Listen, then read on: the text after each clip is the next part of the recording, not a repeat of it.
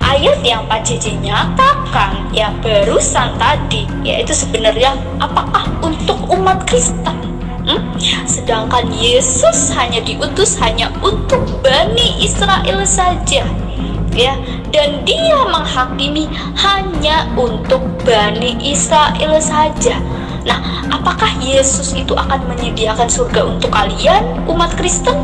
Tidak, ya. Memangnya kalian ini siapa? Kalian itu cuma ngaku-ngaku pengikut Yesus, tapi ajarannya itu tidak pernah diikuti, ya. Yesus bersujud, ya. Itu di Matius pasal 26 ayat 39. Ya, itu Yesus bersujud, ya. Kenapa kalian tidak ikuti? Ya, kemudian ya masalah penghakiman, ya.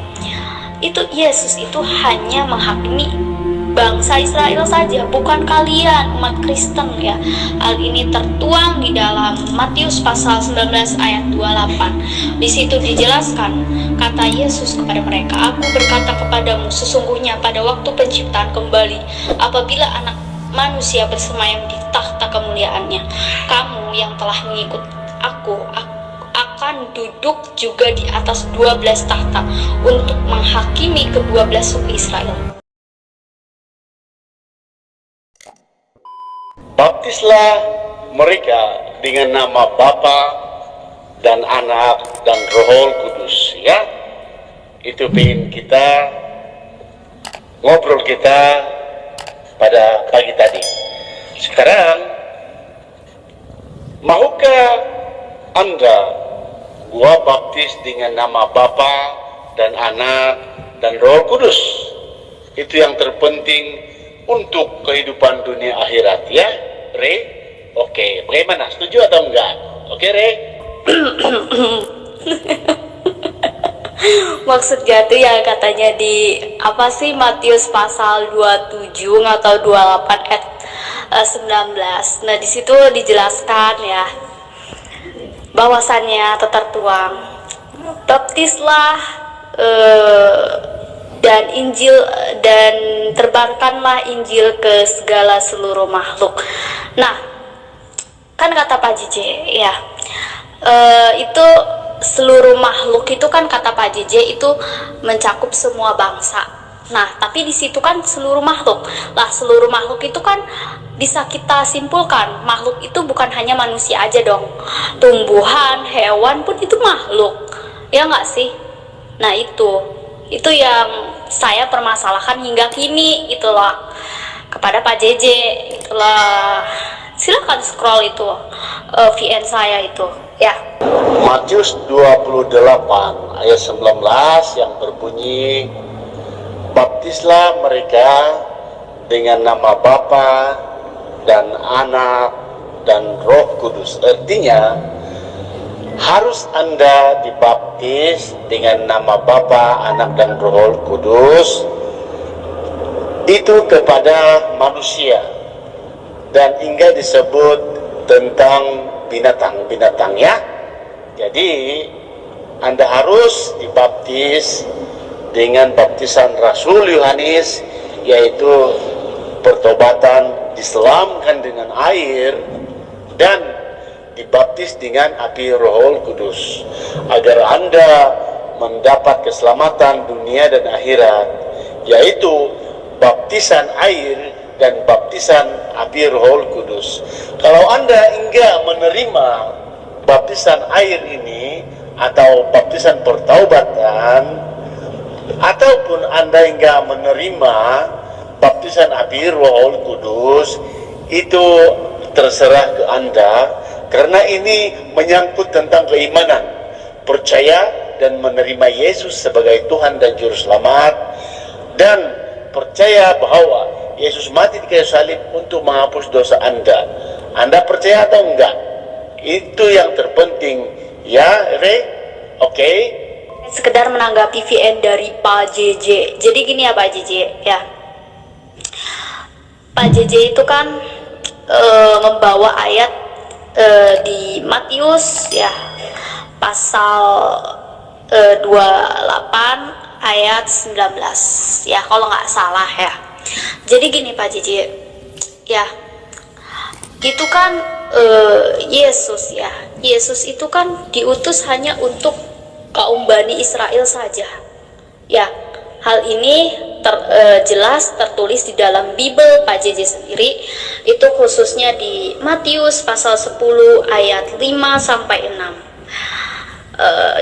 Menyatakan bahwasannya ke-12 murid itu diutus oleh Yesus dan beliau berpesan kepada mereka, janganlah kamu menyimpang ke jalan bangsa lain atau masuk ke dalam kota orang Samaria, melainkan pergilah kepada domba-domba yang hilang dari umat Israel. Nah, di situ udah jelas loh, di situ udah konkret bahwasannya Yesus itu diutus hanya untuk kaum Bani Israel saja Pak JJ. Ya, berarti tradisi membaptis ya itu hanya dilakukan oleh orang Yahudi saja gitu loh. Dan orang non Yahudi, mohon maaf gitu loh. Permulaan Yesus untuk orang-orang bangsa Yahudi saja itu memang benar. Tetapi setelah bangsanya sendiri, yaitu kaumnya sendiri, bangsa Yahudi itu menolak ketuhanan Yesus, maka Yesus melibarkan anugerah keselamatannya kepada bangsa-bangsa kafir, terutama kepada bangsa kita, ya, karena waktu dahulu kita itu adalah penyembah berhala dan kafir.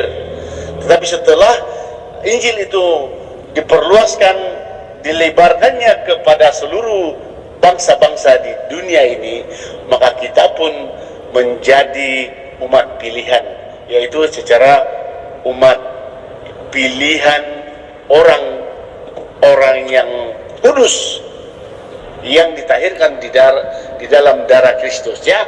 Jadi kalau Anda tidak percaya Yesus sebagai Tuhan dan Juru Selamat, maka Anda masih klasifikasi kafir, sebab Anda enggak ingin dikuduskan oleh darah Kristus. Makanya Kristus itu dikhususkan, memang benar dikhususkan untuk Bani Israel. Jika sekiranya Bani Israel itu menerima Yesus, tetapi kebanyakannya sekarang mereka masih menunggu kedatangan Yesus, masih menunggu Juru Selamat, sedangkan Yesus sudah hadir 2000 tahun yang lampau. Jadi itulah kegoblokannya orang-orang Yahudi. Sekarang Yesus Kristus sudah datang dan melibarkan kepada bangsa-bangsa lain, dan bangsa-bangsa lain itu banyak udah menerima Yesus sehingga mereka dibaptis dalam roh dan kebenaran, ya. Mereka berdoa juga di dalam roh dan kebenaran dan menerima keselamatan hanya di dalam nama Yesus Kristus. Jadi Yesus Kristus tidaklah hanya untuk diutus kepada baninya sahaja, tidak, tetapi Yesus melibarkan anugerahnya kepada bangsa-bangsa lain. Jadi barang siapa yang percaya Yesus itu Tuhan, siapa sahaja bangsa itu akan menerima keselamatan dunia dan akhirat. Makanya perlu untuk dibaptis dalam baptisan pertobatan dan baptisan api Roh Kudus, agar Anda bisa menerima mukjizat, bisa menerima penyembuhan ilahi, bisa menerima keselamatan yang satu-satunya datang daripada Elohim melalui Yesus Kristus dan Roh Kudus. Itu ya, Ray. Oke, sekedar menanggapi VN dari Pak JJ ya. Pak JJ ini bebal sekali ya. Saya lihat ya, Pak JJ ini emang iya sih bebal. Jadi gini Pak JJ ya, itu Pak JJ apa nggak buka di dalam Bible Pak JJ ya, di situ dijelaskan bahwasannya Yesus itu hanya diutus hanya untuk Bani Israel saja, yaitu tertuang di Yohanes pasal 17 ayat 9. Nah, Yesus di situ berdoa untuk Bani Israel, bukan untuk kaum Kristen macam kalian ya. Terus ya, kata Pak JJ ya di VN terakhir, itu yang nerima Yesus itu sebagai Tuhan ya, maka hidupnya akan selamat. Lah, lalu bagaimana kaitannya dengan Matius pasal 7 ayat 21 hingga 23? Di situ dikatakan bahwasannya orang yang percaya Yesus itu adalah Tuhan ya, itu nantinya bakal diusir sama Yesus gitu loh. Yang bernubuat demi nama Yesus itu siapa? Ya, apakah umat Islam? Ya, apakah umat Islam? Saya tanya Pak JJ. Kan yang bernubuat demi nama Yesus itu kan kalian. Ya, berarti kalian lah yang diusir. Ya kan? Lah, selamatnya itu dari mana? Selamatnya itu dari mana? Orang yang enggak menerima kematian Yesus di kayu salib sebagai penghapus dosanya, dan orang yang enggak menerima Yesus sebagai Tuhan dan Juru Selamat, itu orang yang bebal, karena di bawah kulung langit ini tidak ada nama lain yang bisa kita selamat.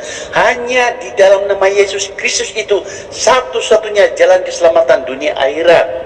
Ya, itu tertulis di dalam Kisah Para Rasul pasal 4 ayat 12. Dan di dalam Injil juga yang berbunyi, "Akulah jalan kebenaran dan hidup. Tidak ada seorang pun yang dapat datang kepada Bapa kalau tidak melalui aku," kata Yesus. Kalau bukan melalui amalan di dalam Yesus Kristus, itu sia-sia, ya.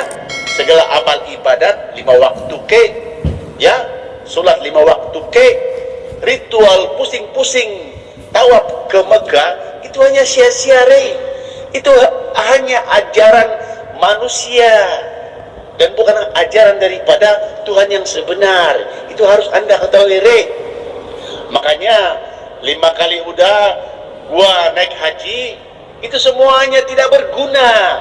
Itu hanya memberi kekayaan kepada orang-orang Arab, ya. Berapa banyak harta yang gua buang bagi dengan orang-orang Arab yang hanya perkara yang sia-sia, ya. Jadi janganlah percaya kepada dongeng-dongeng orang Arab. Orang-orang Arab itu hanya membodoh-bodoh kita. Orang Arab yang jadi kaya, kita yang jadi miskin. Sudahlah kita jadi miskin, masuk neraka pula. Jadi itu harus Anda ketahui dan sedar-sedarlah, ya, Oke, Oke, jadi sekedar menanggapi VN dari Pak JJ ya. Ayat yang Pak JJ nyatakan ya barusan tadi, yaitu sebenarnya apakah untuk umat Kristen? Sedangkan Yesus hanya diutus hanya untuk Bani Israel saja. Ya, dan dia menghakimi hanya untuk Bani Israel saja. Nah, apakah Yesus itu akan menyediakan surga untuk kalian umat Kristen? Tidak, ya. Memangnya kalian ini siapa? Kalian itu cuma ngaku-ngaku pengikut Yesus, tapi ajarannya itu tidak pernah diikuti, ya. Yesus bersujud, ya. Itu di Matius pasal 26 ayat 39. Ya, itu Yesus bersujud, ya. Kenapa kalian tidak ikuti? Ya, kemudian ya masalah penghakiman, ya. Itu Yesus itu hanya menghakimi bangsa Israel saja, bukan kalian umat Kristen, ya. Hal ini tertuang di dalam Matius pasal 19 ayat 28. Di situ dijelaskan, kata Yesus kepada mereka, "Aku berkata kepadamu, sesungguhnya pada waktu penciptaan kembali, apabila anak manusia bersemayam di takhta kemuliaannya, kamu yang telah mengikut aku akan duduk juga di atas 12 takhta untuk menghakimi ke-12 suku Israel." Nah, di situ udah jelas dan konkret bahwasannya Yesus hanya menghakimi Bani Israel saja, bukan kalian umat Kristen. Memang pada mulanya Yesus itu diutus untuk bangsanya sendiri, yaitu kaum Yahudi sendiri, karena Yesus itu berbangsa Yahudi, ya. Jadi keselamatan datangnya dari bangsa Yahudi. Itu bukan daripada Yahudi sebenarnya. Itu menerusi jalurnya Yesus. Karena Yesus itu Tuhan yang menjelma jadi manusia, memilih bangsa Yahudi. Begitu artinya. Jadi Yesus memang melarang untuk menginjili kalau bukan orang Yahudi, supaya dijadikannya sebagai pengikutnya. Tetapi orang-orang Yahudi itu jelas menolak Yesus, maka Yesus terpaksalah memberikan anugerahnya, melibarkan anugerah Injilnya kepada seluruh bangsa, kepada suku, kaum, dan bahasa. Jadi barang siapa yang menerima Yesus sebagai Tuhan dan Juru Selamat, tidak kira bangsa apa, maka mereka memberikan persaingan kepada bangsa Yahudi, dan bangsa Yahudi itu ketinggalan, ya. Bangsa Yahudi itu yang adalah pilihan Tuhan, tetapi apabila mereka menolak Yesus, maka bangsa Yahudi itu tersandung, tetapi bangsa lain selamat. Jadi itulah bertuahnya kita menerima Yesus sebagai Tuhan dan Juru Selamat, meskipun kita ini bukan bangsa Yahudi. Maka amatlah beruntung walaupun kita ini adalah bangsa bukan Yahudi, tetapi pada waktu kita menerima Yesus sebagai Tuhan dan Juru Selamat kita, maka kita ini sama derajatnya dengan orang Yahudi. Tetapi pada waktu orang Yahudi tidak menerima Yesus sebagai Tuhan dan Juru Selamat, maka kitalah yang paling dipilih dan disayangi oleh Tuhan, bukan bangsa itu, ya. Yang beriman itulah yang diperkenankan oleh Tuhan. Justru Abraham diperkenankan oleh Tuhan karena Abraham memulai iman, ya. Jadi Yesus memilih semua bangsa, bukan untuk orang-orang Yahudi saja. Dan keselamatan itu cuma-cuma diberikan oleh Yesus, ya. Jadi janganlah percaya pada takyul yang bukannya berasal daripada Tuhan. Percayalah kepada Yesus karena Yesus itu Tuhan, ya. Itu Ray. Jadi gini ya, sekedar menanggapi VN dari Pak JJ ya. Oke, jadi Pak JJ ini masih bebal ya. Jadi gini Pak JJ ya, Yesus itu hanya diutus hanya untuk kaum Bani Israel saja, yaitu satu kaum ya, yaitu Bani Israel. Ya, dia diutus bukan untuk seluruh bangsa, tapi diutus hanya untuk kaum Bani Israel saja. Nah gitu, hal ini pun tertuang di dalam Matius pasal 10 ayat 5 sampai 6, terus di Matius terus di Yohanes pasal 17 ayat 9. Nah di situ dijelaskan bahwasannya Yesus berkata, aku hanya diutus untuk domba-domba Israel. Nah kemudian di Yohanes pasal 17 ayat 9 dijelaskan bahwasannya Yesus berdoa hanya untuk Bani Israel, bukan untuk kalian umat Kristen ya. Jadi gitu. Yesus selama hidupnya tidak pernah mengajarkan kekristenan. Ya, tidak pernah. Ya, Yesus selama hidupnya tidak pernah yang namanya mengajarkan Kristen. Boro-boro mengajarkan Kristen, kenal pun tidak terhadap Kristen. Ya. Jadi gini ya, Pak JJ. Berbicara masalah Tuhan menjelma menjadi manusia ya, sebenarnya itu sudah ditegaskan dalam kitab PJJ ya, itu dalam Bilangan pasal 23 ayat 19. Di situ dijelaskan bahwasannya Tuhan itu bukan manusia maupun anak manusia. Nah itu sudah konkret dan sudah jelas dan sudah menghancurkan argumen PJJ bahwasannya Tuhan itu telah menjelma menjadi manusia. Yesus yang mana kamu bahas nih? Yesus Barabas kah? Apa sih Pak John? Saya kan bahas mengenai Yesus Kristus yang kalian anggap sebagai Tuhan, itu loh. Kan itu udah jelas tertulis di dalam kitab Bapak sendiri di Matius tuh ya pasal 10 ayat 5 sampai 6, terus di Yohanes pasal 17 ayat 9. Nah, itu kan Yesus itu cuma diutus untuk Bani Israel, Pak, ya. Memang Bilangan 23 ayat 19 itu Tuhan itu bukan manusia, tetapi tidak ada ayat yang mengatakan Tuhan tidak bisa jadi manusia. Makanya di dalam Injil Yohanes pasal 1 ayat 14 yang berbunyi, firman itu telah menjadi manusia, ya. Tuhan itu telah menjadi manusia dan dia bersama-sama dengan kita. Makanya tertulis, ya, itu kekuasaan Tuhan yang bisa terjadi apa saja, ya. Jadi Tuhan telah menjadi manusia. Sungguh pun Tuhan itu bukanlah manusia, itu memang benar, tapi Tuhan telah menjadi manusia karena tidak ada ayat yang mengatakan Tuhan tidak bisa menjadi manusia. Justru Tuhan telah menjadi manusia untuk menjangkau manusia supaya manusia bisa selamat. Begitu, Rey.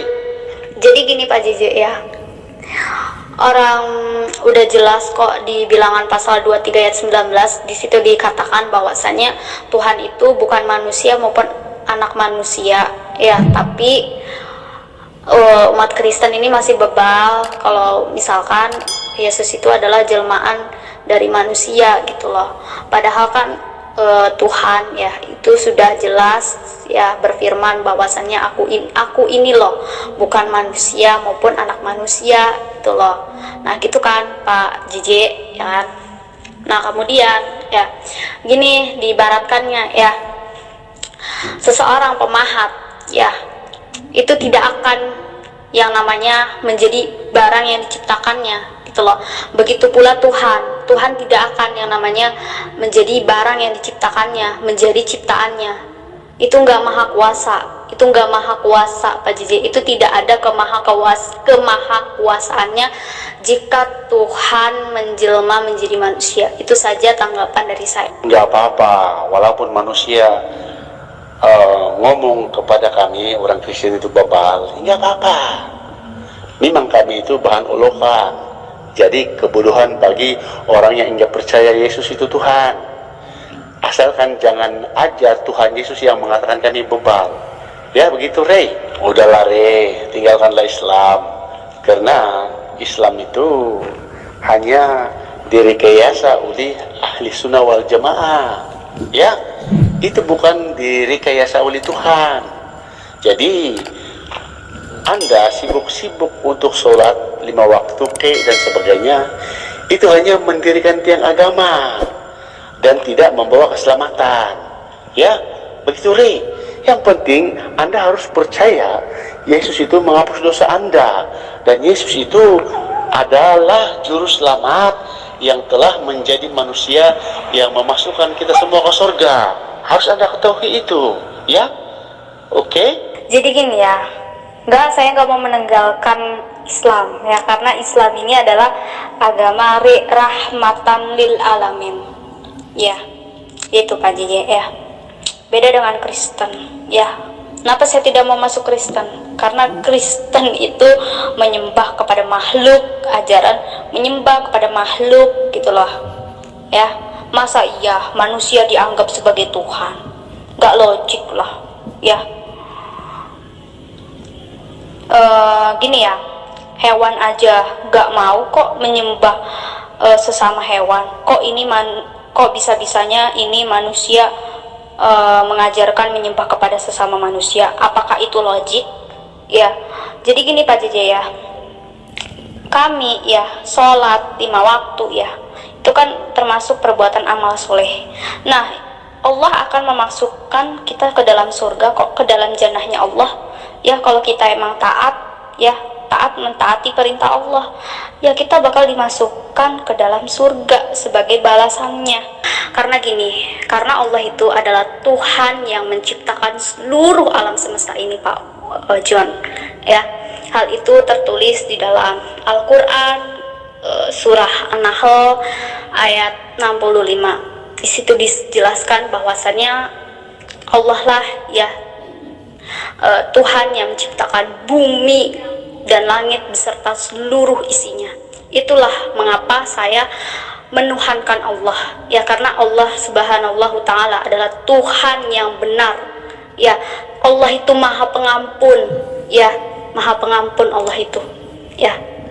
Dia maha mengampuni segala dosa-dosa manusia ya, walaupun manusia itu dosanya sebesar ya, itu sebesar buih di lautan, tetapi Allah itu maha pengampun. Nah, itu alasannya saya menuhankan Allah ya. Nah, itu Pak Wang. Beda dengan Pak Wang ya. Pak Wang meyakini bahwasannya dosa itu ditebus oleh orang ya, orang lain ya. Tapi itu di mana sisi kemahakuasaannya Tuhan? Itu kan berarti Tuhan Pak Wang nggak maha pengampun kan? Kamu sama dengan yang lain masih ya, karena Allah itu, SWT itu adalah pencipta lagi ini semua. Itu kan sudah klaim kamu, tapi tujuanmu apa? Kalau kau udah sembah ya, kamu bilang Allah pencipta itu ya, pengampun dosa, apa tujuannya gitu kamu ya di dalam hidupmu gitu, apa gitu loh. Tetapi masalahnya Re, SWT itu bukanlah Tuhan yang sebenar. Itu sok-sokan menjadi Tuhan. Buktinya ialah SWT tidak pernah terbukti inkarnasinya ya. Suaranya pun enggak kedengaran, kelihatan pun enggak pernah kelihatan, kuasanya pun tidak pernah terjadi ya. Bukan seperti Tuhan orang-orang Israel ya, itu pernah terbukti dan sepanjang segala zaman. SWT itu hanya diceritakan katanya. Makanya Muhammad memperkenalkan Allah SWT dengan tauhidnya pada abad yang ke-7 ya, bersamaan dengan 14 Hijrah. Jadi kamu katakan Allah SWT itu pencipta langit dan bumi itu baru kemarin, ya. Jadi bagaimana Allah SWT itu pencipta langit dan bumi? Karena baru diperkenalkan oleh Muhammad pada abad yang ke-7 bersamaan dengan 14 Hijrah. Begitu, ya. Jadi Muhammad hanya menceritakan katanya. Sedangkan Muhammad enggak pernah bersemu muka dengan Hashim.